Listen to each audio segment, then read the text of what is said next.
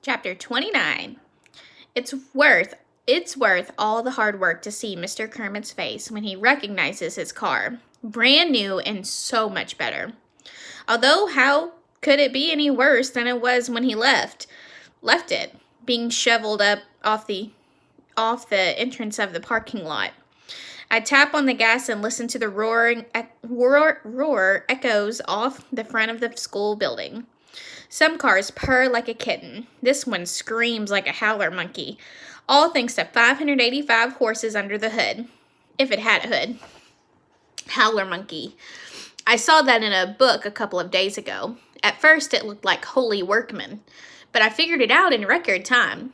That's been happening faster and faster lately, thanks to the extra reading help Mr. Kermit has gotten for me. And not just me. Ribbit helped every kid in our class. There's no way we could ever thank him enough for what he's done.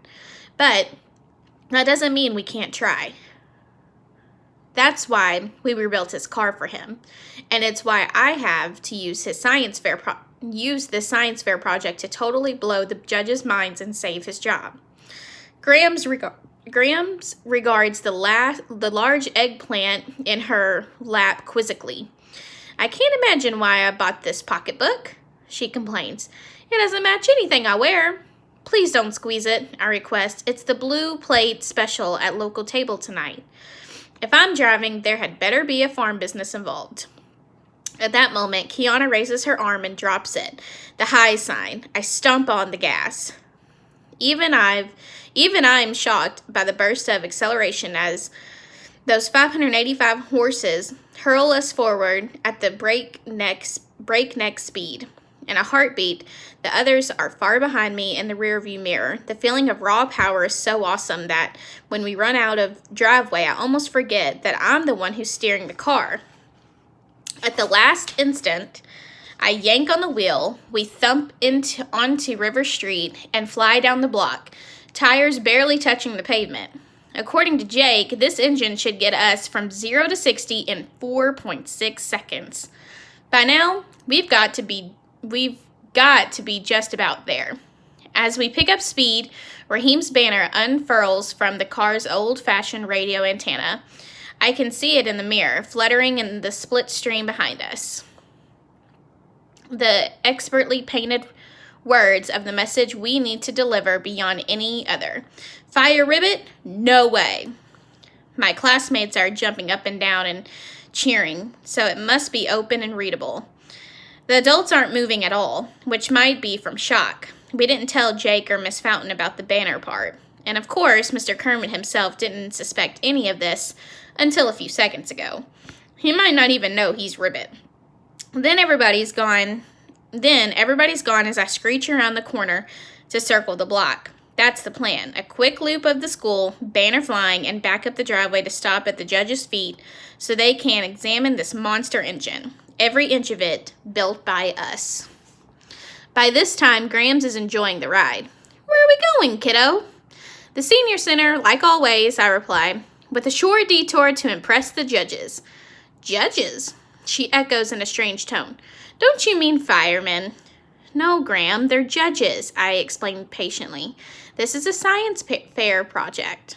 She frowns. Then who's going to put out the fire? That's when I spot tongues of bright orange flame in the rearview mirror. I panic. The car's on fire! Grams is totally calm. No, it isn't, kiddo. It's the rag we're towing. The banner. I risk a glance over my shoulder. She's right. The heat of the tailpipe set fire to the bedsheet fabric we used to make the banner. Come to think of it, Jake mentioned that he filled the gas tank with racing fuel to get maximum performance for the judges. He said it burns really hot. Yeah, no kidding. What should I do? If I stop, then we won't win the science fair, and Mr. Kermit will be gone. But how can I drive a car that's on fire? Well, technically the car isn't burning, it's just the sheet attached to the radio antenna. Already. Fire Rabbit? No way. Is down to Fire Ribbit? No, whoop. It looks like we want him to get fired right now. That's the opposite of the message we're trying to send. I wheel around another corner.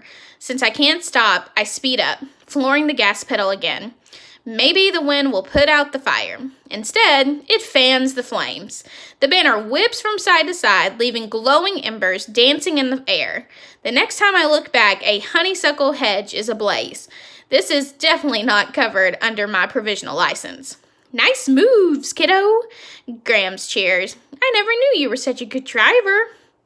All the months I've been driving Grams, and she doesn't notice my skills until I'm laying waste to the neighborhood. As I streak back toward River Street, I leave a line of smoldering bushes in my wake. Black smoke hangs in the air. Now the banner is down to Fire Rib, which sounds like an ad for a restaurant. All along the sidewalk, people are shouting and pointing and scrambling to get out of the way of the swirling sparks. Breathing a silent prayer, I make the final turn onto River Street and streak up the school's driveway. And though this is a disaster, there's only one place to go. Back to the judges. Remember, our project isn't banner making 101. It's the internal combustion engine, and that part works amazing. Suddenly, some guy in a suit steps from the parking lot right into the road in front of me. I slam on the brakes, sending the car into a skid. At the last second, the suit guy hurls himself out of the way, somersaulting through a flower bed. The car fishtails around and lurches to a halt right before the three judges.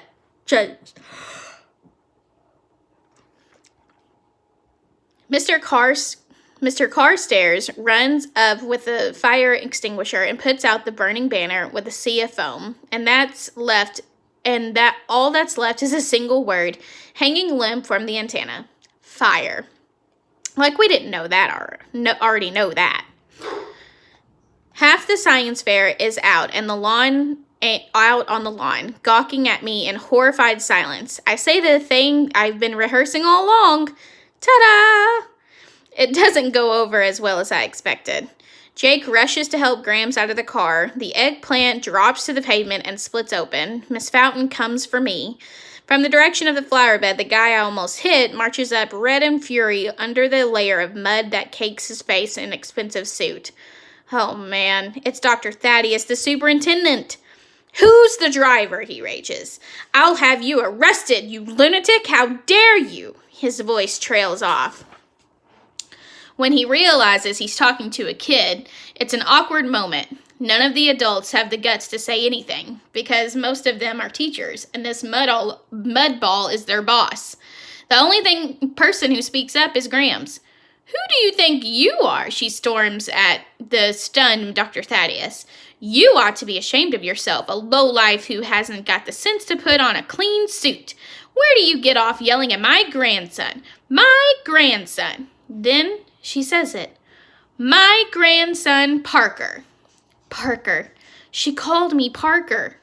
A lot of crazy things happened this morning, like when our banner caught on fire and the eggplant got ruined, and I almost killed the superintendent, obviously. But for me, today will always be the greatest day ever, because Grams remembered my name.